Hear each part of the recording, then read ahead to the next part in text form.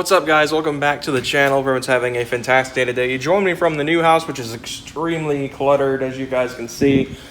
We're still working on moving things in. We've got, it's actually a lot more cluttered than it was from when I filmed the July update not last week, but earlier this week. So, all in all, this place is cluttered. Got my stock seats sitting here, which I had someone coming to buy, but I haven't heard from them in a few months. And I've been really debating on possibly taking these and having them refinished someday. Probably get like some Alcantara centers and some leather on the outside. Have like I don't know, the ST insignia sewn in or something like that, or just some sort of sport track related thing, or maybe even the channel name in there. Very akin to what Nemesis 5.0 did back in the day with his seats that were in his Mustang. So kind of like a cool touch. But yeah, I'm thinking about it. Haven't decided yet because those bucket seats are yikes. But anyway. Today we're going to talk about the full bolt-on sport track outside, and we're going to talk, was the full bolt-on build worth it?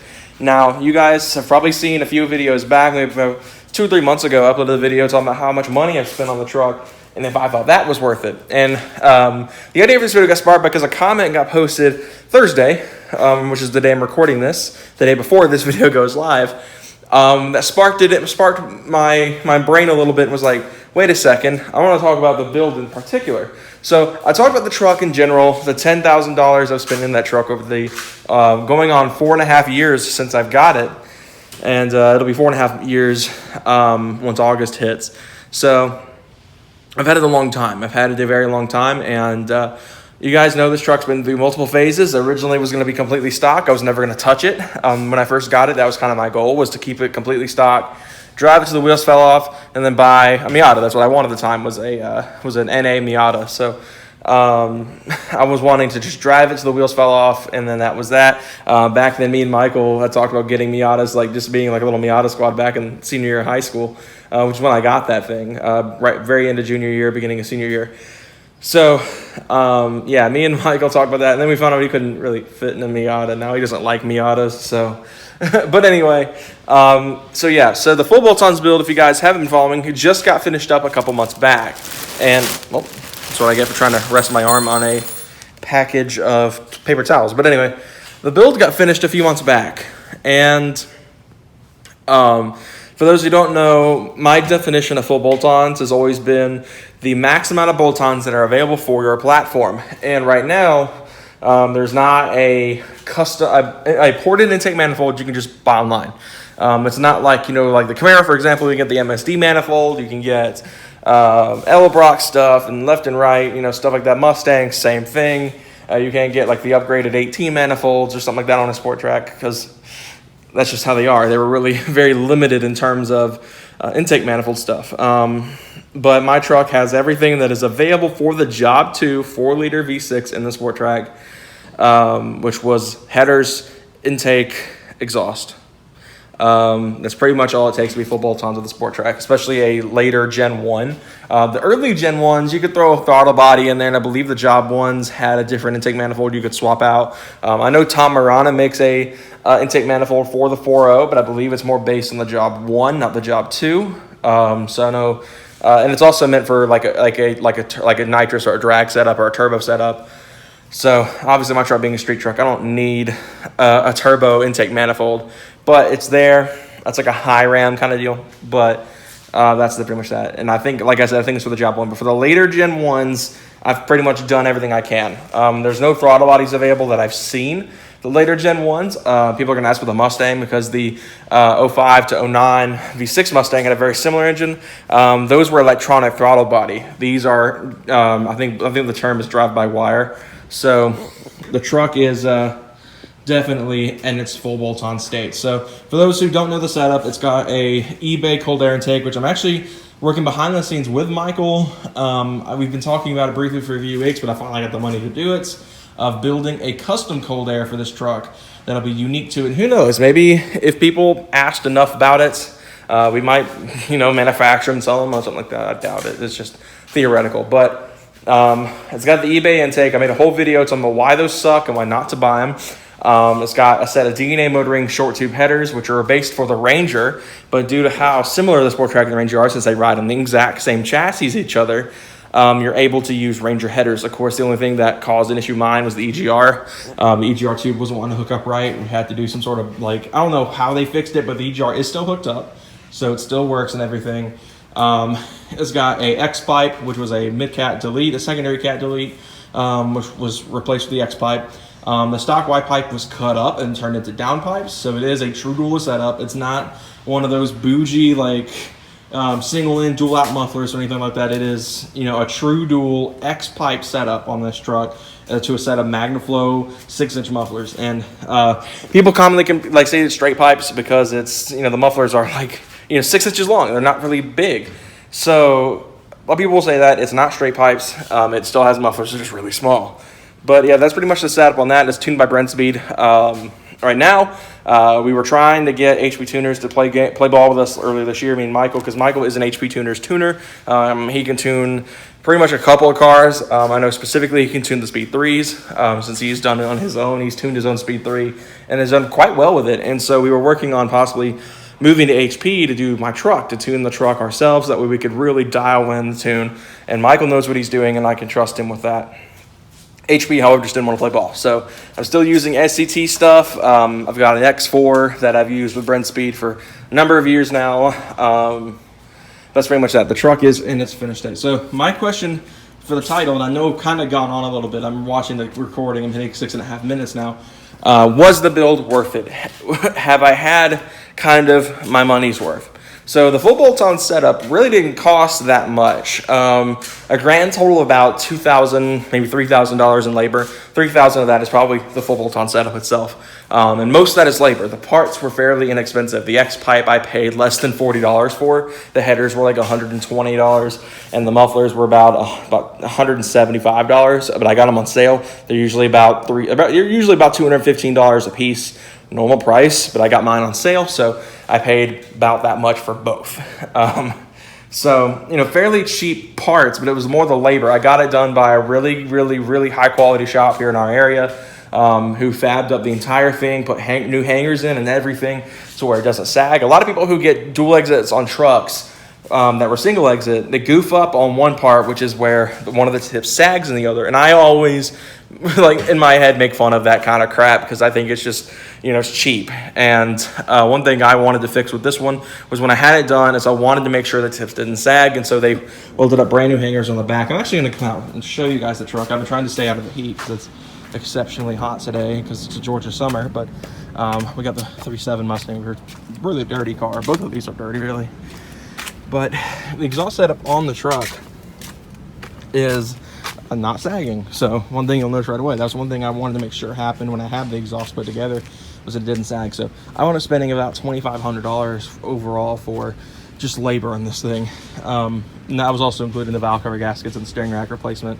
So not all of that was to the exhaust work, but a good chunk of that was exhaust. Also need to clear the bed out. I forgot about that. Like I said, we've been moving, so my truck's been carrying a lot of stuff. So yeah, that's kind of the gist of most of the build. Like I said, eBay intake, and it's tuned by Brent Speed, and it's got the headers, and that's really all you can do to the 4-liter Job 2 motors to make them full bolt-ons. So for the money, I think at the end of the day, it was worth it. I'm always like, a lot of people say I'm hit and miss on the sound. And that's true. I mean, some days I really like it, and I think it's great. Some days I'm like, it's a little too loud, a little too raspy. So who knows, maybe one day I might switch up the mufflers, but not anytime soon. I'm debating probably eventually getting some Corsa mufflers for like a Mustang or a Camaro or something like that, and having them custom modified to fit the truck. 'Cause I've always loved Corsa exhaust. I mean, Corsa exhaust is probably my favorite exhaust company.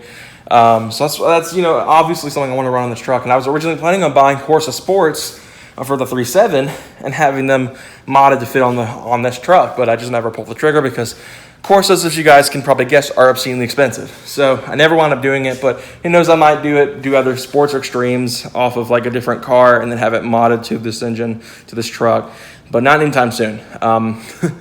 It was really expensive when I did it this time with the MagnaFlows. But anyway, for the money, I think I got it was well worth it. I mean, it's fun. It definitely feels a lot faster than stock. I mean, I'm estimating ballpark 230 crank horsepower keyword.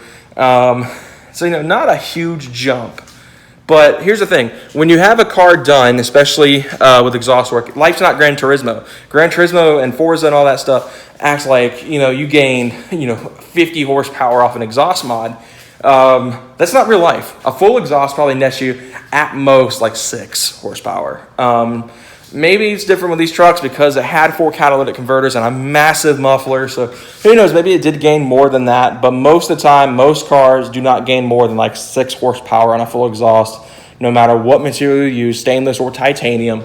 So, I mean, it's kind of one of those things. It's more for the sound than it is for the performance. It really does not do that much in terms of performance. But obviously the intake and the tuner are going to be the 2 biggest things that make or break the performance side of things with this full bolt-on setup. The headers might help as well, just help the exhaust breathe a little bit better. I think really when it comes down to it, a catback isn't going to add much horsepower. The headers are going to be where the gain is actually seen. And like I said, I'm estimating probably gain about 6 horsepower off of the exhaust alone. The intake, like I said, probably robs horsepower right now. So that's what I'm kind of saying, a little conservative, a 230 crank, and that would be if it didn't have 240,000 miles on it. But yeah, that's kind of ballpark guessing. Maybe one day when I have a fresh engine in it, if I ever go that route, depending on what I do with this thing, because I have been, debating on saving up and, calling it with this one on the performance side of things, because there's not really too much more I can do without supercharging it, and it'll cost me way more than it's worth to supercharge it. Granted, I've already spent about 5 times what it's worth just in mods, but at the same time, it's like, I don't know. I mean, I would rather, put it towards a different build once I have a little bit of room. I mean, this driveway itself is bigger, and we don't have the same requirements like we did in my old house, where we were limited to how many cars we could have here. So who knows, maybe one day I can be able to splurge on some money and get a car put right where this top is for this little thing right here, for the grill cover. So truck is set right now. I think for the money I spent on the full bolt-ons build, completely worth it, even with its faults, like the crappy intake and the cost and all that stuff, and the fact that it's still a 4.0 at the end of the day. It's still not going to be, it doesn't respond to mods like an LS or even a Hemi or Coyote would, or stuff like overseas. I mean, sure, obviously there are engines that actually handle, that aren't really, or that are worse when it comes to a full bolt-ons build. Like Hayden has told me numerous times that the F20s and the S2000s, they don't handle bolt-ons really at all. They're more just there for the looks and just to say it's a bolt-on car. With this one, it probably gained, like I said, ballpark, maybe 10, 15 horsepower at most. Probably more if I didn't have a jank intake on the truck. But anyway, that's kind of the gist of today's video. Hope you all enjoyed. I know it was kind of rambly. I don't script my videos, of course, and I wanted to do something Sport Track related. I had to come up with something on the fly, so that's kind of that. We're going to a meet tonight. If you guys are watching this when the day comes out, I probably already put a card at the beginning of the video over this, or like a little graphic on screen at the beginning of the video over this. But we're going to be there tonight with the full bolt-on truck. We're going to be there with Michael and hopefully Hayden. This is actually relatively local for Hayden and for me. Michael's a good bit away, but he said he's going to try to make it out as well. So we'll have him here, and we'll be having, it'll be Car Meet Friday, just like it used to be back in the day when this truck barely even had any mods. So with all that said, guys, hope you all enjoyed this video. If you did, be sure to like, subscribe for more content coming soon on the full bolt-on Sport Track. New mod is on the way, should be here Monday, so we'll have one more kind of run-of-the-mill video until then, and then we'll be working on doing some modifications again on this truck, and a new intake will be coming eventually. Hopefully gonna start ordering parts next week. I got to talk with Michael, and I'll probably talk about it at length tomorrow and try to get a decision made on how we want to build this intake, and then we'll go from there and do the thing. So for now, guys, though, I'm gonna wrap things up. Hope you all enjoyed this video. See you guys on Monday with a brand new video. Also, if you're watching this on the day it comes out, one last thing. If you guys are watching this on the day it comes out, send in your cars for the Reviewing a Cars live stream. We do these every Saturday. Well, we were trying to, obviously with the move and being down in Florida, we weren't able to do it the last couple of weeks, but we're bringing them back tomorrow. And if you guys are watching this day, it comes out on Saturday, July 4th. So we're going to do a July 4th edition of Reviewing a Cars live. So if you have a domestic, like a cool domestic picture of a red, white, and blue car, send it in, and we'll be sure to throw it up on there and do some reviews and stuff like that for you guys, because we love doing the streams. You guys love them, so we're going to bring them back starting on a weekly basis again. But anyway, guys, wrap things up here. Hope you all enjoyed. I'll see you guys next time. Have a great one, everyone.